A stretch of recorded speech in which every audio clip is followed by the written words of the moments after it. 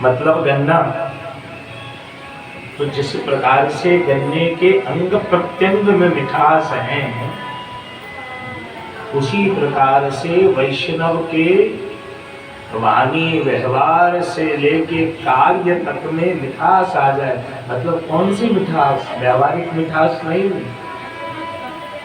मिठास का मीठा कौन है? रसो वैसा, वो गोवर्धन धर है मीठे। और जब वैष्णव के समस्त क्रियाकलाप श्री गोवर्धन धर को समर्पित हो जाए, जब पूर्ण ब्रह्म परमात्मा के रस स्वरूप में जीवात्मा बिल्कुल घुल मिल जाए, उसे रसिक कहते हैं। वो रसिक। और श्री गोसाई जी ने उसकी भी अपनी एक मर्यादा बताई है कि रसिका काम वर्जिता। रसिक वो है जिसके भीतर में किसी प्रकार का कोई काम है ही नहीं,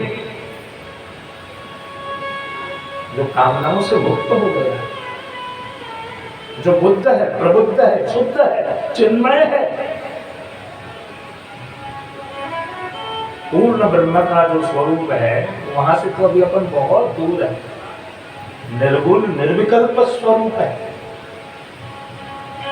वहां क्रिया कार्य नहीं है, वहां तो सिर्फ तन्मयता है, दमला भाव की प्राप्ति है। दमला भाव मतलब क्या? सिर्फ तन्मयता, सिर्फ तन्मयता। एक और बड़ी बात व्यासपीठ से प्रकट हो रही है कि प्रेम जो है ना, उसके कुछ दोष हैं, प्रेम में कुछ दुर्गुण है। तो प्रेम में दुर्गुण क्या है? कि प्रेम में ईर्ष्या द्वेष है। लेकिन भगवत भक्ति तो इससे भी ऊपर। भगवत भक्ति तो प्रेम से भी ऊपर है, इसलिए स्वतंत्र भक्ति है। तो प्रेम से अब ऊपर की अवस्था कौन सी अवस्था है? आनाथ रमन प्रेष्ठ, आनाथ। तो शतुन दास जी के पुत्र गोपाल दास जी ठाकुर जी की डेयरी पे पड़े रहते, गोपाल गोपाल रटन करते रहते, आधी रात को भी आवाज देते रहते। अंदर से श्री मदन मोहन प्रभु हुंकारा भरते। गोपाल दास जी कहते, प्रभु मेरी तो ये आदत हो गई है, आप क्यों श्रम ले रहे हो? आप तो सूखे न पोड़ो।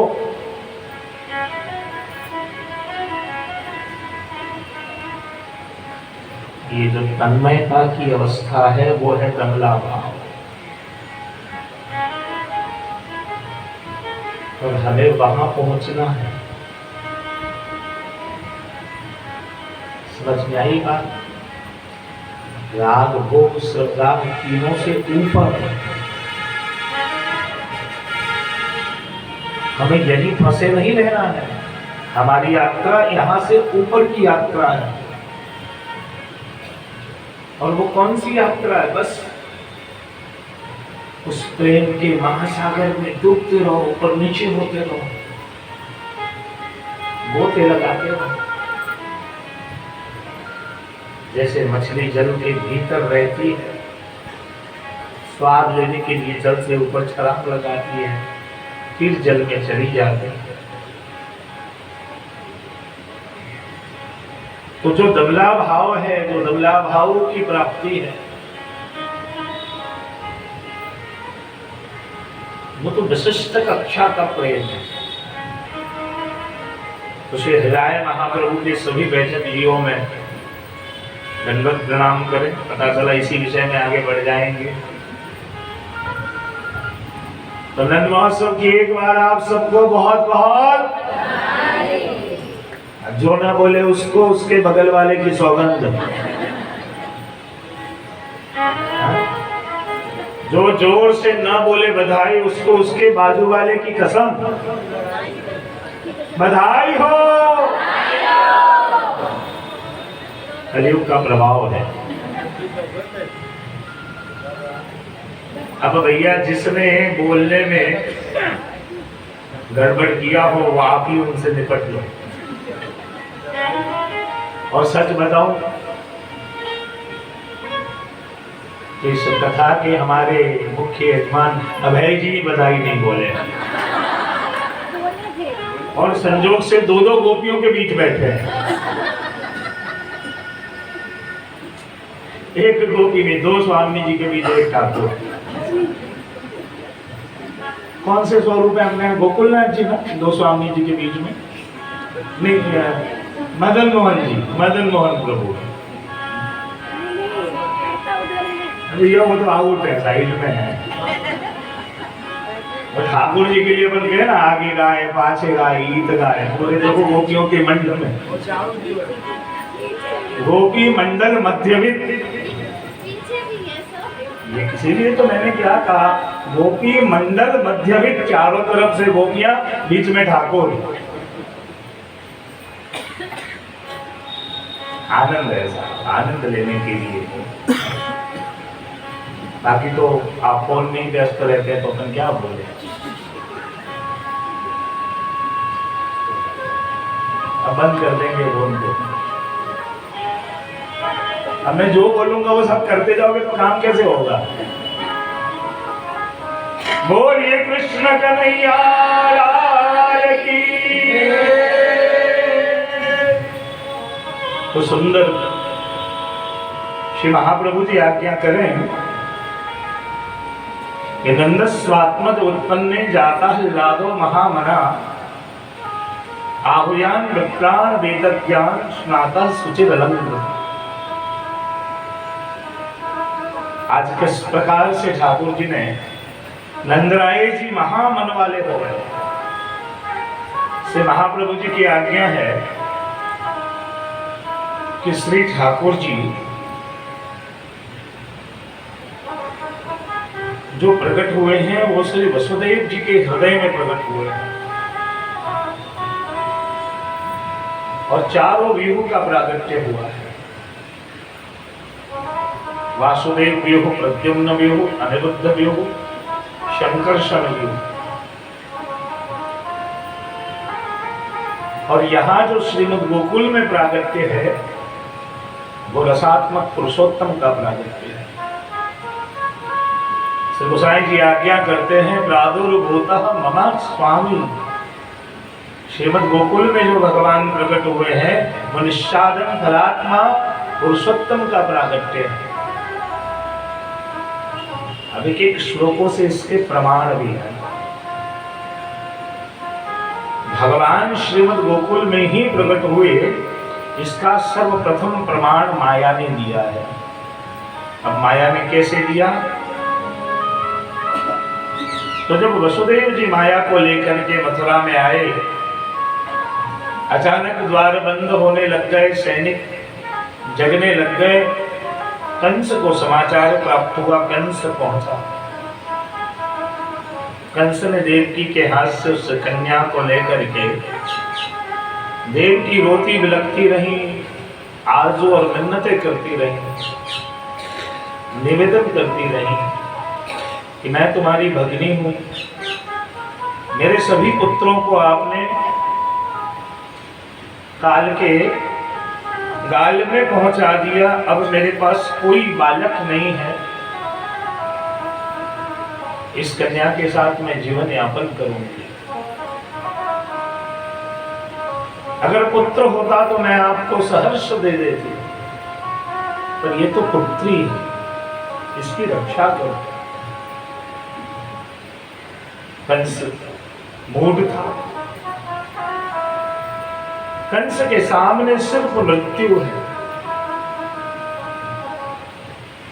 भगवत प्राप्ति के 3 मार्ग के बाद एक चौथा मार्ग भी है, ज्ञान मार्ग, कर्म मार्ग, भक्ति मार्ग के बाद जो चतुर्थ मार्ग है, उस मार्ग का नाम है हठ मार्ग। हठ के द्वारा परमात्मा की प्राप्ति, हठ के द्वारा परमात्मा को प्राप्त करें। रावण, हिरण्याकश्यप आदि जो जीव हैं सब हठमार्गी जीव हैं। कंस हठमार्गी जीव है। कंस को सिर्फ और सिर्फ कृष्ण का दर्शन हो रहा है। रात और दिन कृष्णमय हो चुका है कंस, भय से ही सही, लेकिन भजन करता जा रहा है, भजन में डूब चुका है। और वो कंस जब उस कन्या को लेकर के शिला पे मृत्यु दंड देने जा रहा था, कन्या आकाश में स्थिर हो गई और कन्या कहती है, हे भोजराज कंस, हे भोजराज कंस, तुम्हें मारने वाला तो कहीं और प्रकट हो चुका है, कहीं और 84 कोस के ब्रज में। महाप्रभु जी की दृष्टि में ये प्रथम संकेत है प्रमाण के रूप में। दूसरा प्रमाण कि श्री सुखदेव जी महाराज उस माया को संस्कृत के श्लोक में भगिनी बोलकर संबोधित करते हैं। भगिनी व्याकरण साहित्य में जो किसी की छोटी बहन हो उसे ही भगिनी कहा जाता है। भगिनी का अर्थ है जिसका कोई बड़ा भाई भी है, और भाई से जो बड़ी है, मतलब उसके बाद अगर भाई है तो वो ज्येष्ठा कहलाएगी। यहाँ सुखदेव जी ने उन्हें भगिनी कहा है। भगिनी का तात्पर्य है कि दो भाई बहनों का एक साथ प्रादुर्भाव हुआ है। भाई के रूप में यशोदा जी के यहाँ श्री ठाकुर जी भी प्रकट हुए हैं और यशोदा जी के गर्भ से माया का प्रादुर्भाव हुआ है। और भगवान कैसे आए हैं? तो माया के आवरण में। आवरण का अर्थ इस प्रकार से समझिए, जैसे ये कृष्ण है और ये माया है, तो इस प्रकार से माया के आवरण में आगमन हुआ है। माया के आवरण में ब्रह्म परमात्मा श्री कृष्ण प्रादुर्भूत हुए। महाप्रभु जी की दृष्टि में सबसे जो बड़ी बात है वो ये है कि किसी भी प्रसंग के द्वारा भगवान के महात्म्य को बिल्कुल ठेस नहीं पहुंचना चाहिए। भगवान के जो महात्म्य है वो महात्म्य सारे के सारे अक्षुण्ण रहने चाहिए। आप सबको नींद तो आएगी, लेकिन व्याख्या आज इसी प्रकार से हम लोग करेंगे। आएगी नींद आएगी, क्योंकि अपन हो गए हैं राधे राधे वाले, और आज क्रम हो गया आधे आधे का, तो नींद तो आए। अपन को चाहिए चटकदार मसालेदार, और भैया ये है टीका शास्त्र, थोड़ी सी तकलीफ तो रहेगी। तो माया के आवरण में परमात्मा का प्रादुर्भाव हुआ। अब यहां देखिए, ब्रह्म गर्भ में आ नहीं सकता और ब्रह्म का विलय हो नहीं सकता, तो कहां से आए, कैसे आए, ये किसी को मालूम नहीं। सिर्फ यशोदा जी को आभास हुआ है कि कुछ हुआ, पर क्या हुआ वो भी माया के आवरण में छुप गए। अब देखिए, ठीक 12 बजे रात्रि में नंदालय में भी कुछ हुआ है, और वहां पे मथुरा के कारागार में स्वयं चतुर्भुज नारायण प्रकट हुए। तो देवकी और वसुदेव जी दोनों ने भगवान की स्तुति करी। तो स्तुति करने के बाद अचानक भगवान द्विभुज हो गए। मतलब द्विभुज कैसे हुए?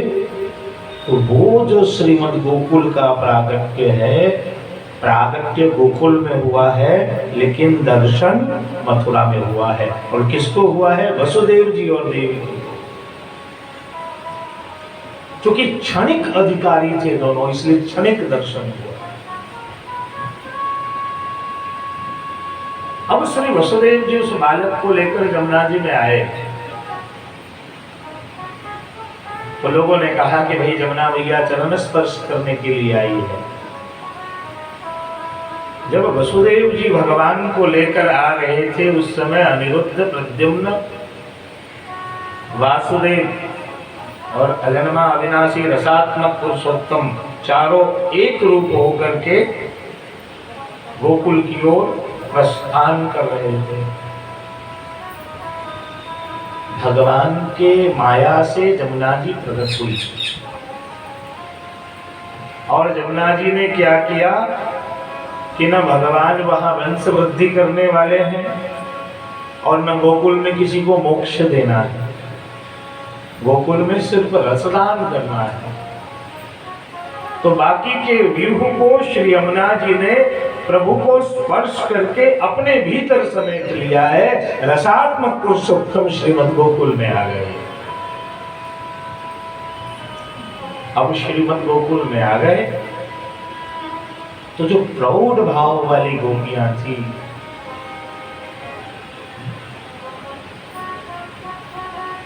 उन्हें तो बहुत पहले से मालूम था जो श्रुति रूपा है। उन लोगों ने तो घर में सुंदर सुंदर सामग्री की तैयारी पहले से ही कर रखी थी। आज भी अपने पुष्टि मार्ग में, अब घरों में तो सेवा प्रणाली है ही हमारे घरों में। जब जन्माष्टमी की रात्रि में गिरिराज जी शालिग्राम जी को पंचामृत हो जाए और पंचामृत होने के बाद तिलक, पीतांबर, भेंट और आरती, इतना क्रम होने के बाद द्वार बंद हो जाता है और ठाकुर जी उसी श्रृंगार में तुरंत मंदिर वस्त्र करके, पोतना करके, सुंदर अन्नकूट के समान गरम गरम सामग्री और भोग साजने का क्रम तब शुरू होता है और 2-2:30 बजे तक भोग साजने का क्रम चलता है। फिर संखोदक, सामग्री की शुद्धिकरण, फिर धूप दीप, तब भोग समर्पण और भोग समर्पित करके द्वार बंद करके तब मुखिया जी गोस्वामी बालक मंदिर से बाहर आते हैं और अपरस में ही कहीं कंतान पे लेट जाते हैं। फिर सुबह होने के पहले अपरस छू गई हो तो अपरस करके मंदिर में पहुंच करके सारी सामग्रियों को समेटते हैं। फिर उसी श्रृंगार में प्रभु मंगलारोपते हैं, उसी श्रृंगार में सीधे सीधे नंद महोत्सव में पधारते हैं। ये है जन्माष्टमी की सेवा प्रणाली। बहुत सब गूढ़ है, करने जाओ तो पता चले। और ये भक्ति मार्ग है, सेवा मार्ग है। और वो जो आनंद है जन्माष्टमी की रात्रि में महाभोग करने का, रसूलदास जी ने वर्णन किया कि अब ठाकुर जी गोपियों के घर में पधार रहे हैं, तो श्री महाप्रभु जी ने वो तूप पूरी काट दी और वल्लभ ने कही, सुन सूर सबन की आगति, जे हरि चरण भजे। बात ही पूरी हो गई कि गोपियों के घर में जाने के बाद हुआ क्या। तो जो पंचामृत से है वो तो रमण का प्रकार है, स्नान का प्रकार नहीं है। स्वामी जी के साथ रमण, चंद्रावली जी के साथ रमण, और फिर श्री ठाकुर जी गोपियों के घर पधारे, महाभोग आरोहण। जो प्रौढ़ कक्षा की गोपी थी उनके मनोरथ तो आते आते प्रभु ने पूर्ण किए, आते आते ही पूरे कर दिए। इसीलिए रात के 12 बजे से 4 बजे तक ठाकुर जी नंदालय में नहीं दिख रहे हैं, वो कथा ही नहीं है। प्रभु तो गोपियों के घर में पधारे हैं। इसलिए यशोदा जी कहती हैं, तुम्हारे भाग्य सुनो मेरी गोपी, भयो ऐसो लाल हमारो है, तुम सब मेरे लाल की भाभी। क्या कहा? तुम सब मेरे लाल की भाभी, श्री विठ्ठल गिरधरन लाल को गंगा करण सिखाओ।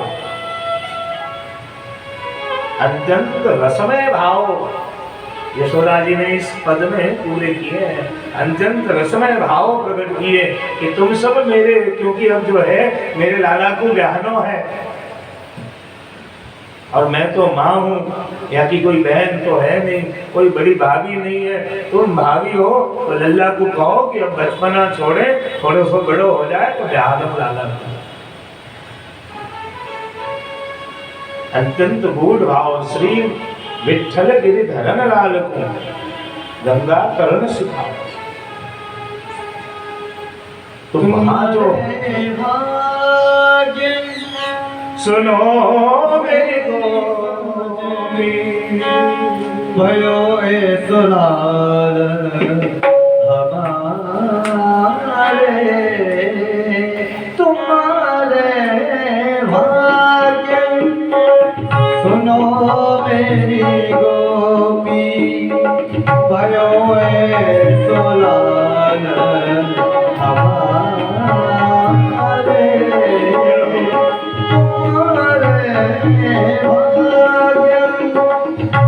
अब चिरजीवा भाग्य सवन के, अब चिरजीवा भाग्य सवन के, खेलो मेरे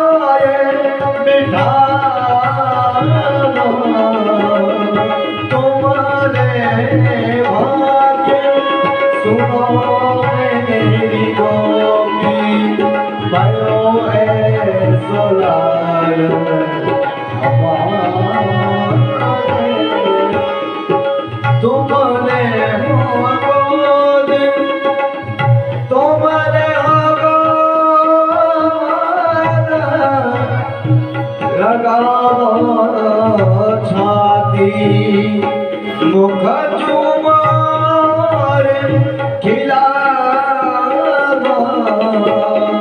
श्री विठ्ठल धरन लाल को, श्री विठ्ठल धरन लाल को गंगा करण सिखा।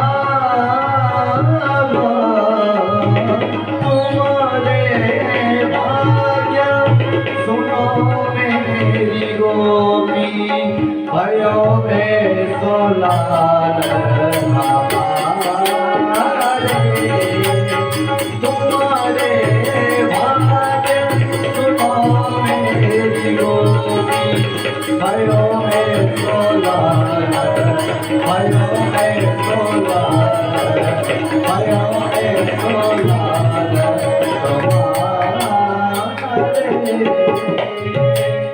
बोलिए कृष्ण कन्हैया लाल की जय।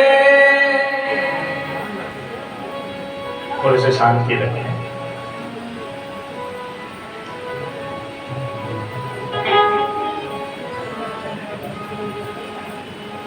और वहां से श्री ठाकुर जी गोपियों के घरों में पधार करके सबके मनोरथ पूर्ण किए हैं। तो ये दो प्रमाण जो है भगवान के श्रीमद् गोकुल में यशोदा जी के गृह में प्रकट होने का प्रत्यक्ष प्रमाण श्रीमद् भागवत जी के द्वारा प्राप्त हुआ है। बैठ जाए और अभी बंद करने बाद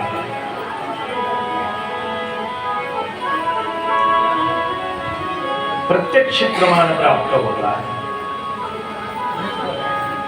अब यहाँ क्या हुआ तो नंदस्वात्मज उत्पन्न जाता लादो महावना। एक बात बोलो, अगर पुष्टि मार्ग में आए हो तो मन को थोड़ा खोल करके रखो, कोई आनंद ले पाओगे। ऐसे भी आप और हम दोनों ही कुछ लेकर यहाँ से नहीं जाने वाले हैं, ये फिक्स है, ये फिक्स है। क्योंकि जितने भी गए हैं मैंने उनको पूछा, कई लोग क्या ध्यान योग में मिलते हैं, ध्यान योग में बैठते हैं तो कई लोग मिलते हैं, मुलाकात करते हैं, कुछ अपने कुछ सपने। मैं पूछता हूँ कुछ लेकर के गए?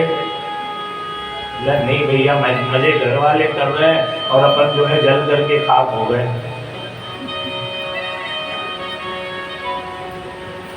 तो पुष्टि मार्ग में थोड़े हृदय को खोल कर, अरे भाई सुंदर सुंदर श्रृंगार धराओ, सुंदर सुंदर सामग्री धरो।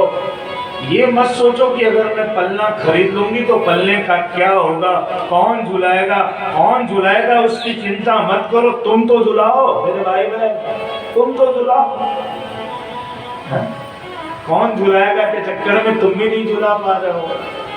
कई लोग बोलेंगे मंदिर में जगह नहीं है, तो तुम्हारे इतने बड़े बड़े कमरे हैं, ठाकुर जी के लिए जगह नहीं है साहब, कुछ व्यवस्था बनाइए।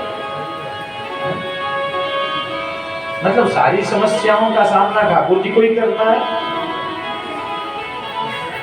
हा? मतलब घर में कोई प्रॉब्लम आए जिम्मेदारी ठाकुर जी की। शादी हो तो, कथा हो तो भैया, कहीं जाना हो तो झेलना पड़ता है ठाकुर जी को। आखिर भक्ति आए तो कैसे आए, भक्ति में सुदृढ़ता आए तो कैसे आए। आजकल अपन देखो अपने वैष्णव सब कहाँ यूरोप टूर पे जाते हैं, सिंगापुर घूमने जाते हैं। तो मैंने इनसे पूछी कि यूरोप जाने आने में तो लाख 1.5 लाख का खर्चा होता होगा। बोले नहीं शास्त्री जी, इतने की तो टिकट हो जाती है।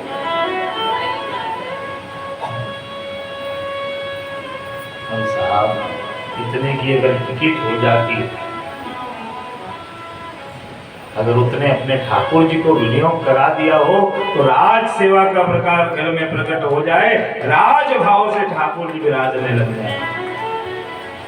अच्छा, उसके बाद आज की बड़ी समस्या ये हो गई है कि हमें सनातन धर्म के सिद्धांतों का भी ज्ञान नहीं है। कोई भी व्यक्ति जब भारत से बाहर जाता है, आने के बाद व्रत करके हेमाद्री 10 विध स्नान करने के बाद ही उसकी शुद्धि होती है, उसके बाद ही वो ठाकुर जी को छू सकता है, उसके बाद ही वो सत्संग कथा श्रवण कर सकता है, अन्यथा उसके सारे फल विफल हो जाते हैं। अपने गोस्वामी बालके भी जब विदेश जाते हैं तो श्रीनाथ जी में उनकी एंट्री बंद हो जाती है, श्रीनाथ जी में वो नहीं जा सकते। श्रीनाथ जी में जाने से पहले श्रीनाथ जी में जो शास्त्री जी हैं उनका सर्टिफिकेट लेना पड़ता है उनको। उन्हें व्रत किया है कि नहीं, प्रायश्चित किया है कि नहीं, 10 विध स्नान किया है कि नहीं, पूरी प्रक्रिया का पालन किया है कि नहीं, उसके बाद ही उनको प्रवेश मिलता है। और पहले तो अपने वल्लभकुल के भी बालक विदेश नहीं पधारते थे, और आज भी मैं बताऊं कोई अपने शंकराचार्य जी भारत के बाहर पांव नहीं डालते हैं, कोई रामानुजाचार्य जी नहीं जाते हैं, निम्बार्काचार्य जी अभी अभी जाने लग गए हैं। लेकिन शंकराचार्य जियों ने आज भी वो मेड़ कायम रखी है। कोई शंकराचार्य जी कभी विदेश नहीं है, और वो जिस दिन चले जाएंगे फिर उस धर्म गादी पे विराजमान नहीं हो सकते। तो समस्या लोगों के बीच नहीं है, समस्या हमारे बीच है कि सनातन के जो सिद्धांत होने चाहिए उसका ज्ञान ही हमें नहीं है। हमारा जबरदस्त पतन हुआ है।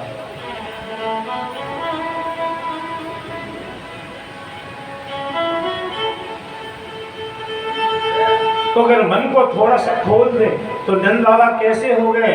महामना, महामन वाले नंद बाबा हो गए और दिल खोल करके